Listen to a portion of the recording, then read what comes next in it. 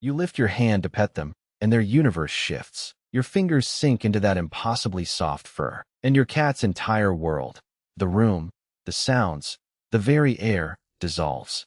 Their eyes drift shut, a low purr rattles their ribs, and their whole body leans into the path of your palm. In this moment, you are not just a person.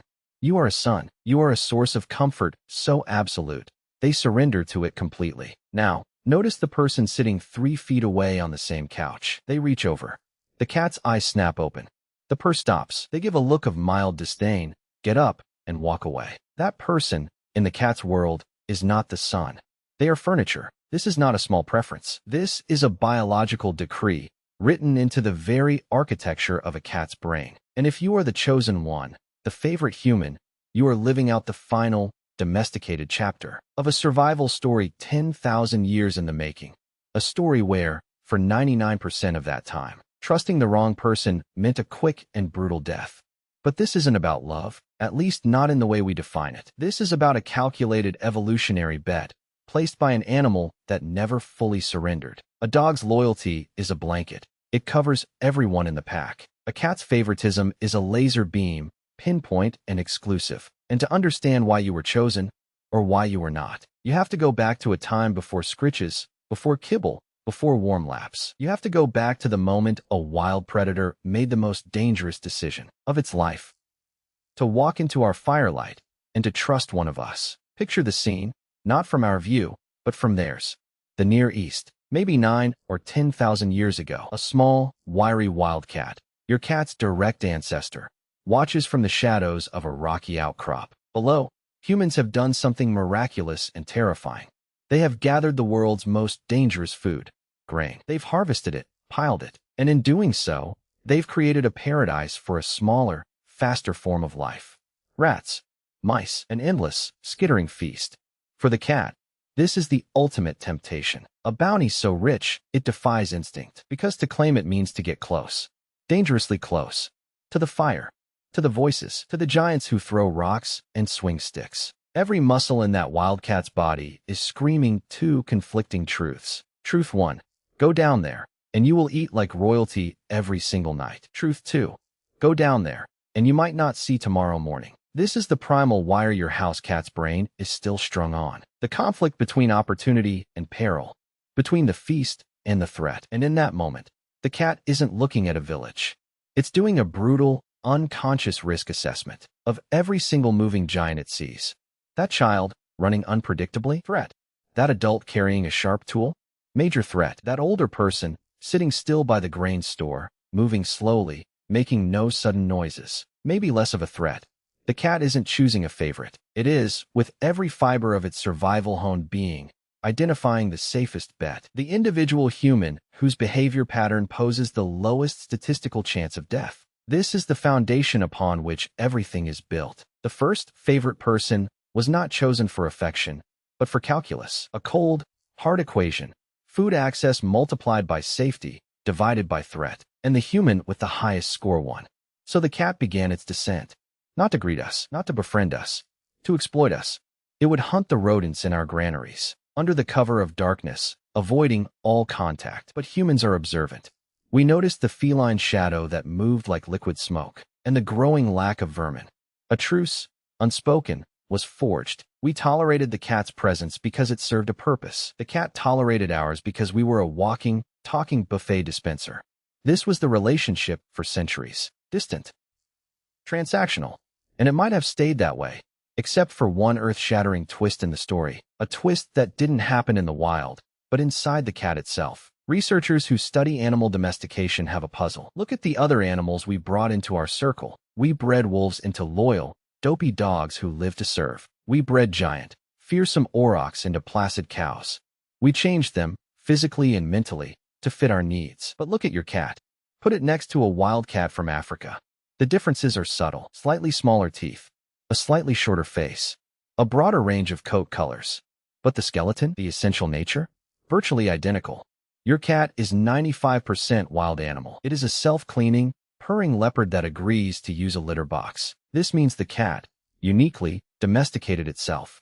We didn't force it into a box. It chose its own box. And the key to that choice, the genetic lever that was pulled, wasn't about making them better hunters. It was about tolerating us.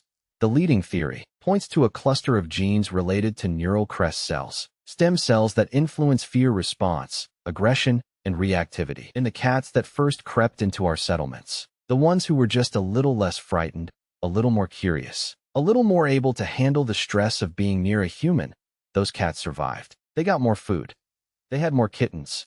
And they passed on that slightly more chill disposition. Generation after generation, the cats that lingered a bit closer to the calm, still human by the fire, were the ones who thrived. This was artificial selection, but the selector wasn't a human with a breeding plan. It was the cat's own survival instinct, voting with its paws.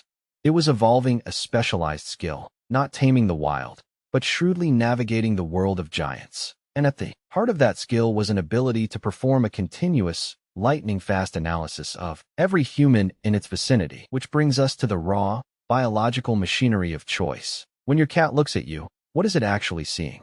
It's not seeing Dave. It's running a diagnostic. It's measuring your movements against a deep, ancestral database. Are your movements smooth or jerky? Is your voice a low rumble or a high-pitched shriek? Do you loom over them, or do you get down on their level? Do you respect the line when they flick their tail, or do you bulldoze past it? Every interaction is a data point. And for a cat, data is survival. But here is where the story gets strange, and where science found the first major clue that this was more than just fear avoidance. Because if it was just about safety, then the quietest, most predictable human in the house would always win. And yet, that's often not the case. The favorite person is sometimes the one who plays rough, who makes more noise, who is less predictable. Why? Because the cat's algorithm evolved to solve for two variables, not one. Safety was the primary filter. But once a human passed that basic safety check, a second, powerful factor kicked in. A factor that researchers are only now beginning to understand, and it rewrites everything we thought we knew about why cats choose who they choose. The second variable isn't about survival at all. It's about stimulation. Think of a cat in the wild. Its life is a series of intense, focused engagements. The stalk, the pounce, the kill, the feast. Its brain is wired for bursts of hyper-concentrated action followed by deep, recuperative rest. Boredom isn't an annoyance for a predator. It's a system failure. A bored cat isn't practicing its skills. A bored cat is a vulnerable cat. Their minds need to be engaged, tested, and satisfied.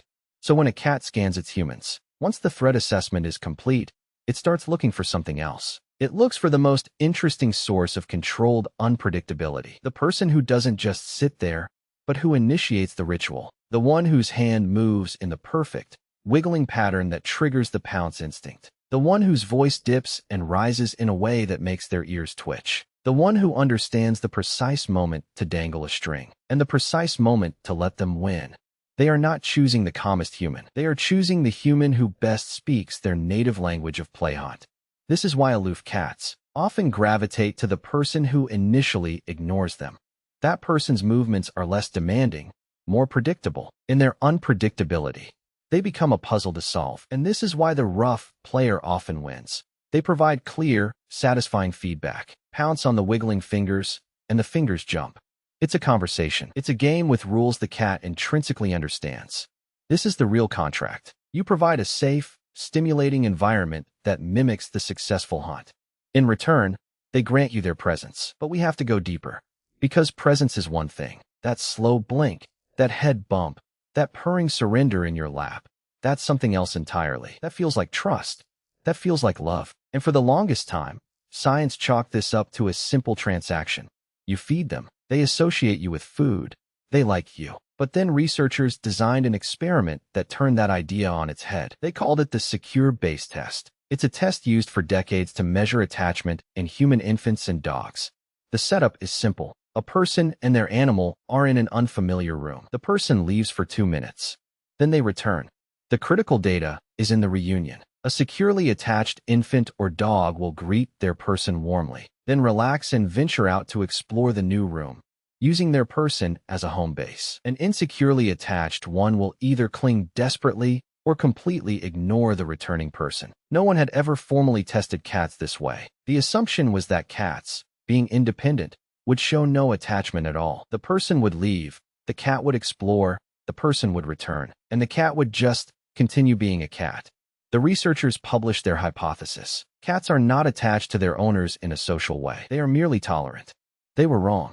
When the owners left, the cats didn't explore much. Many just waited. When the owners returned, over 60% of the cats displayed a clear, secure attachment style. They came to their person, rubbed against them, purred, and then, crucially, felt safe enough to go investigate the room. Their human's return gave them confidence. The person was more than a food dispenser. They were a source of security, a safe harbor. The cats that won the genetic lottery of self-domestication didn't just evolve to tolerate us. They evolved the capacity to see a specific human as the cornerstone of their confidence in the world. Now, feel that in your own body. Think of your cat, or a cat you know. That moment they're spooked by a noise, a knock at the door, a vacuum cleaner, and they dart under the bed. Where do they go next? Often, they come to you. They don't go to their food bowl. They come to your legs, or they jump into your lap, and then they stare defiantly at the door, their panic subsiding. In that moment, you are not the sun. You are the fortress. You are the living, breathing proof that their ancient calculus was correct. You are the return on a 10,000-year investment. They assess the giants. They place their bet on you. And when the world gets scary, they cash in that bet. They check their security. This is the emotional core of being the chosen one. It is not about being loved in a human way. It is about being trusted in a feline way. And feline trust is the most valuable currency on earth because it is never given, only earned. Every day, you are being measured. Every smooth movement, every respectful pause, every engaging play session is a deposit. Every loud, sudden shock, every forced cuddle, every ignored boundary is a withdrawal. And the cat keeps a perfect ledger, which finally explains the ultimate mystery, the purr in the lap, the full-body surrender. If this is all a calculated survival strategy, why do they let their guard down so completely? The answer is in the sheer metabolic cost of vigilance. A wild cat, even at rest, is running a high-alert program. Its muscles are never fully relaxed. Its senses are always dialed to an 8. This burns a tremendous amount of energy. To shut that program down, to lower the heart rate, to loosen the muscles, to let the eyes close, is a profound vulnerability. It is the physiological equivalent of handing over your sword.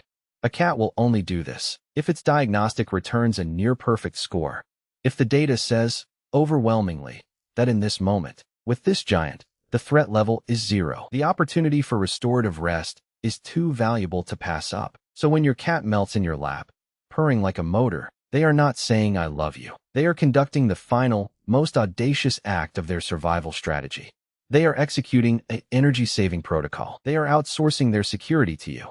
They are, in the most biological sense, investing in you. And the dividend they collect is deep, healing sleep. You are not a pillow. You are a living, breathing security system.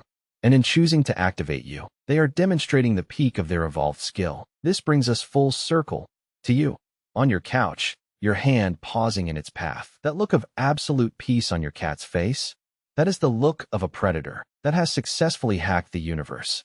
It found a giant that provides safety, stimulation, and security. It decoded the giant's behavior. It passed every test. And now, it gets to claim the ultimate prize, the ability to turn off, to rest completely. In a world of constant threat assessment, you have become the one piece of the environment that requires no assessment. You are a known quantity. You are the exception to the rule of fear. This is why the rejection hurts when it's not you. You are not being rejected as a person. You are failing a series of ancient, unconscious tests. Your movements are too sudden. Your energy is too demanding. Your timing is off. You are, in the cat's deep diagnostic, reading as a variable it cannot yet solve for, a mystery that is still more threat than opportunity. And the cat, ever the shrewd survivor, walks away. It's not personal. It's mathematical. So if you are the chosen one, understand the gravity of the gift you are being given. That cat on your lap is the descendant of 1,000 generations, of the shrewdest, most observant, most resilient hunters that ever lived.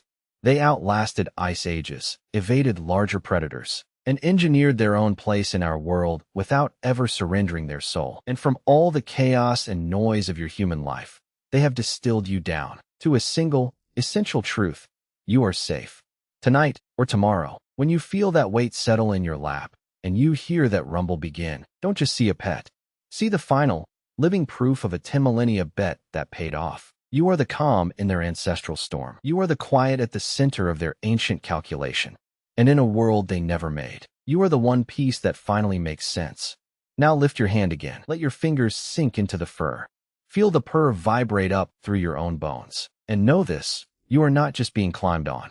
You are being stood upon, the foundation, the bedrock, the answer to a question a wild thing asked in the dark 10,000 years ago.